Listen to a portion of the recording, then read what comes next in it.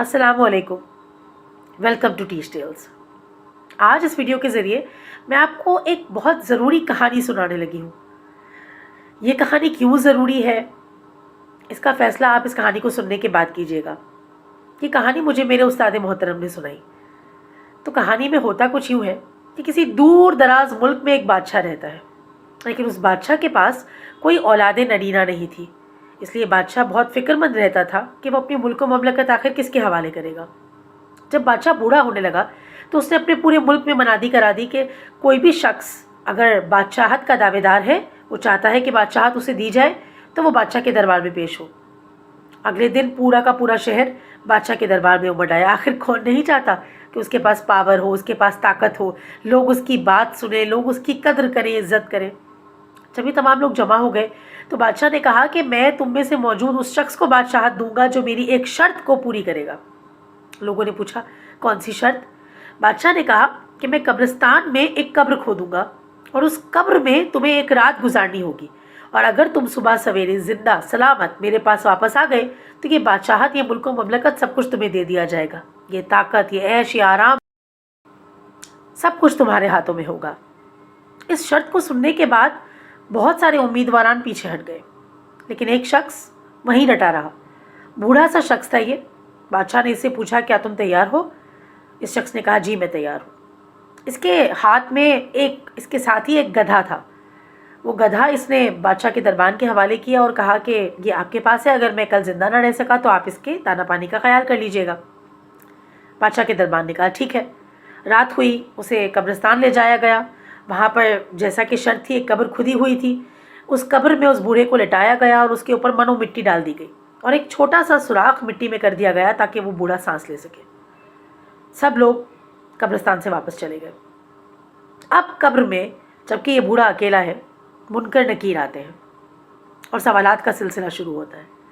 पहला सवाल इससे पूछा जाता है, तुम्हारे पास इस दुनिया में क्या क्या है, उस दुनिया में क्या क्या था? तो ये शख्स बताता है कि मेरे पास कुछ भी नहीं था, मेरा तो घर तक अपना नहीं था, मेरे पास सिर्फ एक गधा था।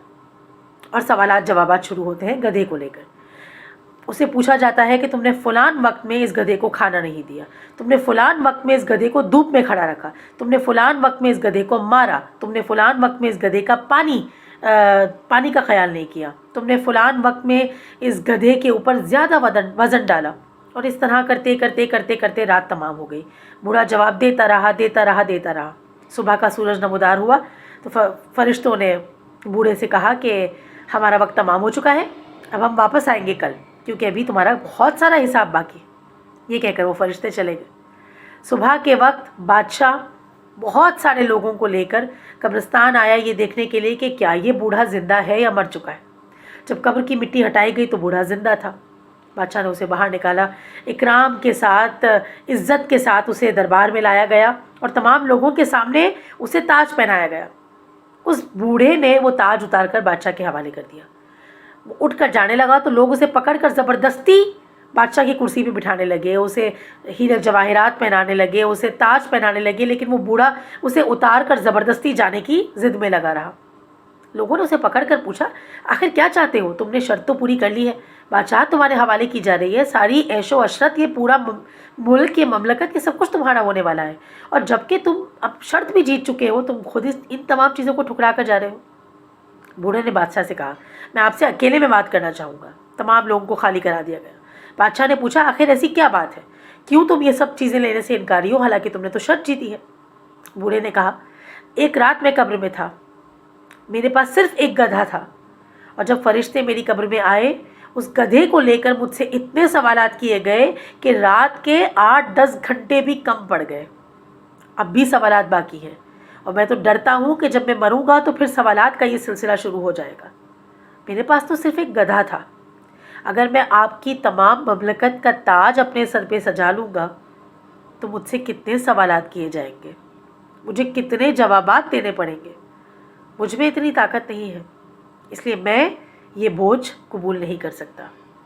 ये सुनने के बाद बादशाह की आंखें खुली की खुली रह गई, जैसे मेरी आंखें खुली की खुली रह गई ये कहानी सुनने के बाद। अभी मुल्क के जो हालात हैं, दुनिया के जो हालात हैं, इसराइल फ़लस्तीन का जो मामला चल रहा है, हम में से ऐसे बहुत से मुसलमान लीडर्स हैं जिन्होंने कोई आवाज़ नहीं उठाई, जिनकी तरफ से कोई ट्वीट नहीं है, जिनकी तरफ से कोई इमदाद नहीं भेजी गई फ़लस्तीन के लोगों के लिए, जिनकी तरफ से कोई फ़ैसला नहीं सुनाया गया, जिनकी तरफ से कोई आवाज़ नहीं निकाली गई। मेरा ये पैगाम, मेरी ये कहानी उन तमाम लोगों के लिए है जो पावरफुल हैं, जो वो जगह रखते हैं, वो मर्तबा रखते हैं कि वो बोल सकते हैं, उनकी आवाज़ सुनी जाती है, उनकी आवाज़ को, उनके लफ्ज़ों को लोग वैल्यू करते हैं। ये कहानी उन तमाम लोगों के लिए है कि जब आपको ये मर्तबा, ये इज़्ज़त, ये रुतबा, ये भरोसा अता किया गया तो क्या हमने उसका इस्तेमाल किया? क्या जब हम अपनी कब्र में जाएंगे तो क्या हमसे ये सवाल नहीं होगा कि हमने अपने असर व रसूख को इस्तेमाल किया किसी मज़लूम की आवाज़ बनने के लिए या नहीं? मेरे यूट्यूब चैनल पर ज़्यादा फॉलोअर्स नहीं हैं, मुश्किल से 500 के करीब हैं, लेकिन मुझे लगता है कि अगर मैं इस मीडियम को लोगों तक अपना मैसेज पहुंचाने के लिए इस्तेमाल करती हूं, लोगों तक कोई अच्छी बात पहुंचाने के लिए इस्तेमाल करती हूं, लोगों तक कोई नॉलेजेबल चीज़ पहुंचाने के लिए इस्तेमाल करती हूं, तो ये मुझ पर फ़र्ज़ है कि मैं इसी प्लेटफॉर्म के थ्रू फ़लस्तीन के लिए भी आवाज़ ज़रूर उठाऊँ। हमारा रीच, हमारा सर्कल चाहे जितना छोटा क्यों ना हो, हमें ये बार बार बताया जाता है कि हम अपनी छोटी छोटी आवाज़ों से इसराइल का कुछ नहीं बिगाड़ सकते। शायद ठीक है, वाकई हम कुछ नहीं बिगाड़ सकते, लेकिन इसका मतलब ये तो नहीं कि हम बोलना ही बंद कर दें, इसका मतलब ये तो नहीं कि हम सवाल करना ही बंद कर दें, इसका मतलब ये तो नहीं कि हम अपनी आवाज़ से फ़लस्तीन को सपोर्ट करना ही बंद कर दें।